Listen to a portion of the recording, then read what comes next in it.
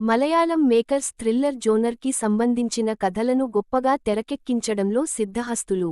ఇక అడవి నేపథ్యంలో కథలను ఆసక్తికరంగా ఆవిష్కరించడంలో వాళ్లు మరింత ముందుంటారు. ఇదే విషయాన్ని మరోసారి నిరూపించిన సినిమానే ఎకో. జయరాం, విపిన్ అగ్నిహోత్రి నిర్మించిన ఈ సినిమాకి దింజిత్ అయ్యతన్ దర్శకత్వం వహించాడు. మిస్టరీ థ్రిల్లర్ జోనర్లో రూపొందిన ఈ సినిమా కథేమిటనేది ఇప్పుడు చూద్దాం. కథ: అది దట్టమైన అడవి ప్రాంతం. కేరళ, తమిళనాడు, కర్ణాటక ప్రాంతాలను కలిపే ఆ ఫారెస్టు ఏరియాను తాకుతూ కురియాచన్, సౌరభ్ సచ్దేవ్ కి 150 ఎకరాల ఎస్టేట్ ఉంటుంది. కురియాచన్ ప్రకృతి ప్రేమికుడు. అందువలన అతను ఆ ఎస్టేట్ను ప్రాణంగా చూసుకుంటూ ఉంటాడు. మలేసియాలో కొంతకాలం పాటు పనిచేసిన ఆయనకి అక్కడ ఒక బ్రీడ్కి చెందిన కుక్కల పనితీరును గమనిస్తాడు. అక్కడి కుక్కలను తన ఎస్టేట్లో పెంచుతూ ఉంటాడు. కురియాచన్ ఇచ్చిన శిక్షణ కారణంగా అతను వెంట లేకుండా ఆ ఎస్టేట్లోకి ఎవరూ అడుగుపెట్టలేరు. అలాంటి కురియాచన్ కనిపించకుండా పోయి కొన్నేళ్లు అవుతుంది. అందుకు కారణం ఒక క్రిమినల్ కేసు అని చెప్పుకుంటూ ఉంటారు. తన భర్త కోసం ఎదురుచూస్తూ కురియాచన్ భార్య మిలాతియా బియానా మోమిన్ ఎస్టేట్లోని ఒక కొండపై నివసిస్తూ ఉంటుంది. మిలాతియా బాగోగులు చూసుకోవడానికి ఆమె పిల్లలు పీయూస్, సందీప్, ప్రదీప్ ను నియమిస్తారు. కురియాచన్ గురించి తెలుసుకోవడం కోసం అతని స్నేహితుడైన మోహన్ పోతన్, వినీత్ ఆ ఫారెస్ట్కి వస్తాడు. అయితే ఊహించని విధంగా అతను హత్యకి గురవుతాడు. ఆ తరువాత నేవీ కి చెందిన ఒక ఆఫీసర్ నరేన్ కూడా కురియాచన్ గురించి ఆరా తీయడానికి వస్తాడు. అతనికి ఎలాంటి పరిస్థితులు ఎదురవుతాయి? కురియాచన్ ఏమయ్యాడు? అతని కోసం ఎవరెవరు ఎందుకు గాలిస్తున్నారు? పీయూస్ నేపథ్యం ఏమిటి అనేది మిగతా కథ. విశ్లేషణ: అడవి అనేది చూడటానికి అందంగానే కనిపిస్తుంది. అక్కడ చిక్కుబడినప్పుడే అసలు స్వరూపం అర్థమవుతుంది. అలాంటి దట్టమైన అడవి నేపథ్యంలో తయారు చేసుకున్న కథ ఇది. కురియాచన్ పాత్ర చాలా సేపటి వరకు తెరపైకి రాదు. ఆయన కోసం గాలించేవారి చుట్టూ ఈ కథ తిరుగుతూ ఉంటుంది. ఆయన ఎవరు, ఏమయ్యాడు అనే కుతూహలం ఆడియన్స్ను కూర్చోబెట్టేస్తుంది.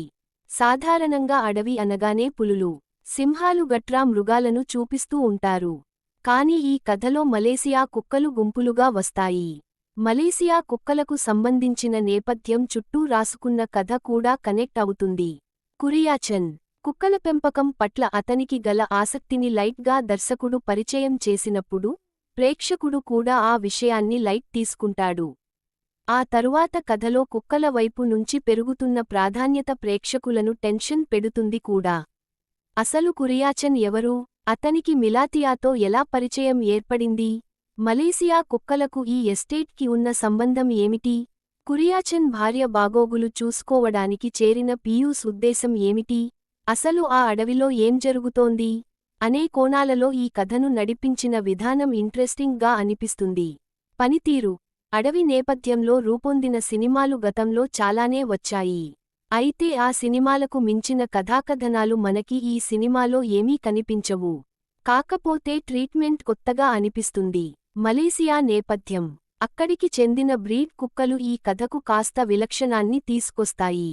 సాధారణంగా ఏ సినిమా విషయంలోనైనా కథాకథనాలకు సంగీతం, ఫోటోగ్రఫీ మరింత బలాన్ని చేకూర్చుతూ ఉంటాయి. అయితే ఈ సినిమాలో మిగతా అంశాలను లొకేషన్స్ డామినేట్ చేస్తాయి. కథాకథనాలు కాస్త నిదానంగా నడుస్తున్నప్పటికీ లొకేషన్స్ చూస్తూ ప్రేక్షకులు మిగతా విషయాలను మరిచిపోతారు.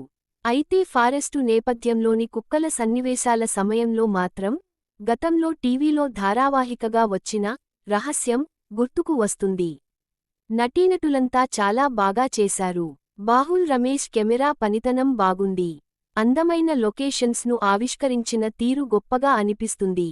ఆ లొకేషన్కి ఒకసారి వెళ్లి రావాలని ప్రేక్షకులు అనుకునేలా ఆవిష్కరించారు. ముజీబ్ మజీద్ నేపథ్య సంగీతం కూడా కథకి అవసరమైన బలాన్ని అందించింది. సూరజ్ ఎడిటింగ్ కూడా బాగుంది. ముగింపు: కథగా చూసుకుంటే సాధారణమైనదే. అక్కడక్కడా మరింత నిదానంగా నడిచినదే.